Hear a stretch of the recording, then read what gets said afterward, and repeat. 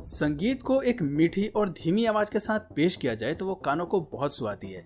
इंसान हो या जानवर, हर किसी पर संगीत का जादू चलता है। वैज्ञानिकों ने तो कुत्ते और बिल्ली जैसे जानवरों के फेवरेट साउंड तक का पता लगाया है, जो उन्हें सूद करता है और उन्हें शांत रखता है। धीमी आवाज का गाना भले ही हमारे कानों और दिलों में अपनी खास जगह बनाता हो, लेकिन जब बात पार्टी की आती है तो बेस पर ज्यादा फोकस होता है। Drum beating, heavy guitar music, EDM music जैसे टर्म्स हर कंसर्ट और क्लब पार्टी के सबसे जरूरी हिस्से होते हैं। साउंड का इतनी जोर से बजकर हल्ला होना तो समझ में आता है, क्योंकि पार्टी में लोग शोरगुल करना पसंद करते हैं। लेकिन तब क्या हो जब ये आवाज आपके कानों को चीरने लगे। थोड़ी देर में आप बेहोश होकर जमीन पर गिर जाएं और अगले दिन जब होश आए तो समझ ही ना आए कि आपके साथ हुआ क्या था।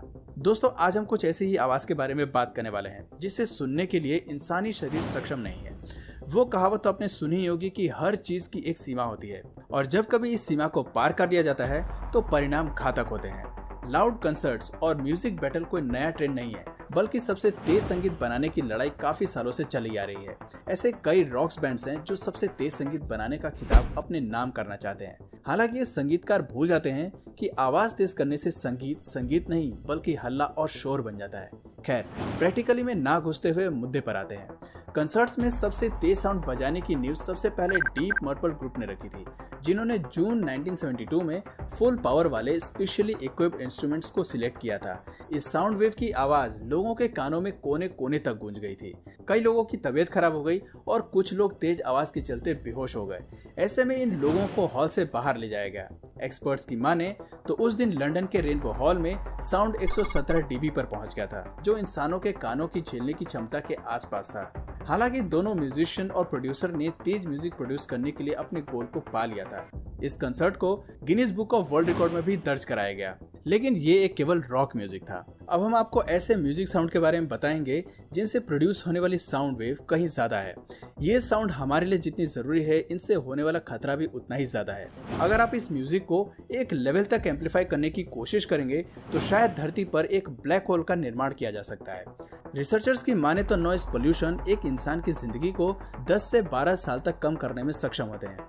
नॉइज पोल्यूशन से होने वाला नुकसान स्मोकिंग और टोबैको से होने वाले नुकसान से 36% ज्यादा है। चलिए आपको समझाने के लिए एक उदाहरण का सहारा लेते हैं। समझ लीजिए कि एक हैवी ट्रैफिक वाली रोड है जो आपके घर के बिल्कुल पास से गुजरती है, तो आप डिस्ट्रक्टिव साउंड की तरफ ज्यादा एक्सपोज्ड हैं। आपके घर तक पहुंचने वाली डिस्टर्बिंग नॉइज बाकी लोगों के घर तक पहुंचने वाली आवाज से 50 डीबी ज्यादा है। यहाँ तक कि सोते हुए भी आपका शरीर इस तरह की साउंड के प्रति एक्सपोज्ड है, जो आपके लिए बिल्कुल भी अच्छा नहीं है। हालांकि आप एक रॉक कंसर्ट में नहीं हैं, लेकिन वर्ल्ड हेल्थ ऑर्गेनाइजेशन की माने तो साउंड वेव से होने वाले अटैक इंसानों में हार्ट डिजीज को बढ़ाने का काम करते हैं। आपको जानकर हैरानी होगी कि ज्यादा साउंड के चलते हर साल 1000 लोग वक्त से पहले मर जाते हैं। उनके शरीर में इस तरह के डिसऑर्डर्स घर कर लेते हैं। लेकिन खतरनाक साउंड की इंटेंसिटी यहीं तक सीमित नहीं है। आज हम आपको इससे भी खतरनाक साउंड अटैक्स के बारे में बताते हैं, जिनसे होने वाले डिस्ट्रक्शंस के बारे में तो आप सोच भी नहीं सकते। इन साउंड अटैक के शॉर्ट टर्म इम्पैक्ट्स भी काफी खतरनाक है। एक शक्तिशाली एकॉस्टिक वेव्स जिसकी वॉल्यूम 100 डीबी से ज्यादा हो, वो इंसानों के कान को पूरी तरह से प्रभावित कर सकती है। दरअसल एक इंसान का कान 0 से 140 डीबी की साउंड को सुनने की क्षमता रखता है। ऐसे में एकॉस्टिक वेव से प्रोड्यूस होने वाली आवाज कहीं ज्यादा होती है। युद्ध में इस्तेमाल होने वाले टैंक से होने वाले शॉट से 130 डीबी साउंड प्रोड्यूस होती है। ये साउंड उतना ही है जितना कि आसमान में लॉन्च होने वाला जेट निकालता है। एक्सपर्ट्स की माने तो इंसान इससे ज्यादा साउंड सुनने की क्षमता नहीं रखते। ये हमारे साउंड की सुनने की सबसे ज्यादा लिमिट है। शुक्र है कि ये आवाज हमें केवल कुछ सेकंड्स के लिए ही सुनाई पड़ती है, इसलिए इसका प्रभाव कम होता है। लेकिन अगर एक इंसान को एक्यूस्टिक वेव से प्रोड्यूस होने वाली एक्सट्रीम साउंड डीबी में कुछ घंटों के लिए छोड़ दिया जाए तो उसका दिल, दिमाग और ऑर्गन्स अपनी लिमिट पर काम करना शुरू कर देंगे। ये वो पल होगा जब इंसान के दिल की धड़कन पीक पर होगी और सभी ऑर्गन्स ज्यादा से ज्यादा हार्मोन्स प्रोड्यूस करने की कोशिश करेंगे। इससे शरीर में ब्लड प्रेशर काफी ज्यादा हो जाएगा। हालांकि नर्वस सिस्टम ऑर्गन फेलियर को बचाने की पूरी कोशिश करेगा। इसके लिए वो इंसान को बेहोश करके अलार्म भी देगा कि ये उसकी सबसे ज्यादा लिमिट है। इसके बाद शरीर के आंतरिक भाग में कुछ भी हो सकता है। ये स्थिति हमें एक बात तो साफ कर देती है, वो ये है कि हम साउंड अटैक की स्थिति में तब तक बने रह सकते हैं जब तक कि हमारा शरीर हमारा बचाव कर सकता है। हैरानी की बात है कि इंसान अपनी शरीर की लिमिट जानता है, लेकिन फिर भी हमने ऐसी टेक्नोलॉजी को विकसित किया है जिससे प्रोड्यूस होने वाला साउंड काफी खतरनाक और शक्तिशाली होता है। उदाहरण के तौर पर हमने एक्सपेरिमेंटल रिपब्लिक XF-84H एयरक्राफ्ट इजाद किया, जिससे निकलने वाला साउंड इतना ज्यादा है कि हम इसे 40 किलोमीटर दूर से सुन सकते हैं। 40 किलोमीटर इतना है कि अगर ये प्लेन दिल्ली में उड़ता है तो आप इसकी आवाज नोएडा में भी सुन सकते हैं। खैर, इस आवाज से नोएडा वालों को तो कोई फर्क नहीं पड़ने वाला, लेकिन दिल्ली में जो लोग इसके पास मौजूद होंगे उनकी जिंदगी जरूर खतरे में होगी। इसको चलाने वाले क्रू मेंबर्स भी साउंड को नहीं सह पाएंगे, उसका सर दर्द से फट सकता है। इस एयरक्राफ्ट को बनाने वाले इंजीनियर्स का कहना था कि इससे प्रोड्यूस होने वाला साउंड 140 dB है। शुक्र है कि इस एयरक्राफ्ट को भारी मात्रा में उत्पादित नहीं किया गया, क्योंकि इतने खतरनाक साउंड अटैक को सहना प्लेन पर सवार होने वाले यात्रियों के बस के बाहर होता। अगर आप सोच रहे हैं कि एक्सपेरिमेंटल रिपब्लिक XF-84H एयरक्राफ्ट से प्रोड्यूस होने वाला साउंड कहीं ज्यादा है, तो हमारे पास इससे भी बड़ी टेक्नोलॉजी है जो आर्टिफिशियल एकॉस्टिक वेव से होने वाले डिस्ट्रक्शंस का एक जीता जागता उदाहरण है। हम बात कर रहे हैं सैटर्न V लॉन्च व्हीकल की, जिसे इंसान को चांद पर ले जाने के लिए डिजाइन किया गया था। आपको बता दें कि यह टेक्नोलॉजी अपोलो प्रोग्राम का मेन प्रोजेक्ट था। नासा की रिपोर्ट की माने तो लॉन्च के समय इस व्हीकल द्वारा निकाला गया साउंड 200 डेसिबल था। इतने ज्यादा डेसिबल की आवाज को साउंड कहना गलत होगा, बल्कि इसे डिस्ट्रक्शंस का बड़ा रूप कह सकते हैं। वो तो शुक्र है कि हमारी स्पेस इंडस्ट्री के नियम काफी तगड़े हैं, जिसके चलते इससे प्रोड्यूस होने वाले साउंड से किसी भी इंसान की मौत नहीं हुई। लेकिन इंसानों द्वारा बनाए गए सबसे बड़े आर्टिफिशियल साउंड डिजास्टर हम बॉम्ब को कह सकते हैं। विशेष तौर पर बात करें तो TSAR बॉम्बा इसका सबसे बड़ा उदाहरण है। ये बॉम्ब इंसानी सभ्यता में आज तक का सबसे बड़ा एक्वेस्टिक शॉक था। इसके द्वारा हुए विस्फोट ने 224 dB के साउंड को प्रोड्यूस किया। इतना साउंड काफी है किसी इंसान को एक ही सेकंड में मारने के लिए।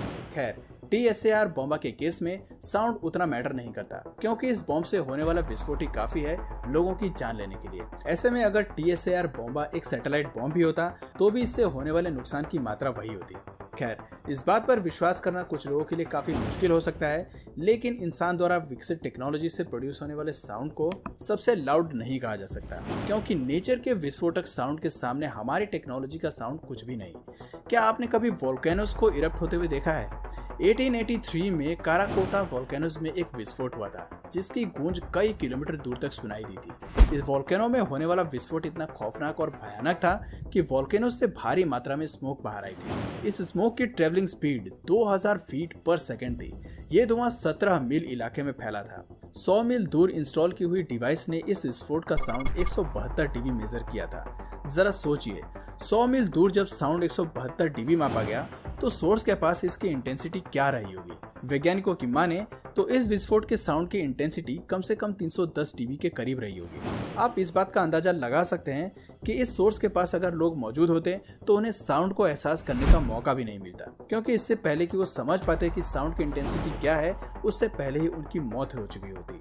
ब्रिटिश कंपनी का एक शिप जो कि विस्फोट से 40 मील दूर था, उनका कहना था कि ये आवाज इतनी खतरनाक और तेज थी कि हमारे आधे क्रू मेंबर उसी वक्त बहरे हो गए थे। इससे पता चलता है कि प्रकृति अपने विकराल रूप में कितनी भयानक हो सकती है। सोचिए, जब 310 dB में इंसान का ये हाल होता है तो 1100 dB साउंड का हमारे ऊपर क्या प्रभाव होगा। ये समझने के लिए पहले ये जानना जरूरी है कि साउंड वॉल्यूम स्केल का ग्राफ लीनियर न होकर लॉगरिथमिक होता है। इसका मतलब ये है कि जब हम वॉल्यूम को 10 dB से 20 dB बढ़ाते हैं तो साउंड की वॉल्यूम 2 गुना ना बढ़कर 10 गुना बढ़ती है। ऐसे में अगर हम 1100 dB साउंड को प्रोड्यूस करने की कल्पना करते हैं तो मैं आपको बता दूं कि इसके परिणाम स्वरूप ब्लैक माइक्रो होल्स का निर्माण होगा।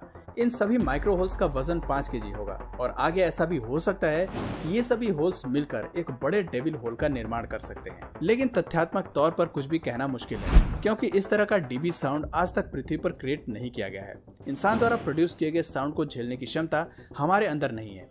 ऐसे में नेचर के नॉइज पोल्यूशन से तो हमारा बचना नामुमकिन हो सकता है। इस तरह के उदाहरण हमें याद दिलाते हैं कि इंसानी सभ्यता भले ही कितनी डिस्ट्रक्टिव पावर को इजाद क्यों न कर रहे, लेकिन प्रकृति की ताकत के सामने ये सभी ताकतें फीकी हैं, फिर चाहे बात डिजास्टर की हो या फिर नॉइज पोल्यूशन की। तो दोस्तों, अब आपसे एक सवाल, दुनिया में सबसे कम साउंड किसका है? आप कमेंट करके जरूर बताएं। देखते हैं आप में से कितने लोगों को ये बात पता है। और दोस्तों, अगर इस वीडियो से आपको कुछ नया जानने या सीखने को मिला तो प्लीज़ इस वीडियो को एक लाइक करके अपने फ्रेंड्स और फैमिली में से ज़रूर शेयर करें। और यदि आप इस चैनल पर नए हैं तो प्लीज़ इस चैनल को सब्सक्राइब करके बेल नोटिफिकेशन आइकन को ऑन कर लीजिए, ताकि हमारे आने वाले वीडियोज़ आप मिस ना करें। मिलते हैं फिर किसी वीडियो में नए टॉपिक के साथ। तब तक के लिए नमस्कार।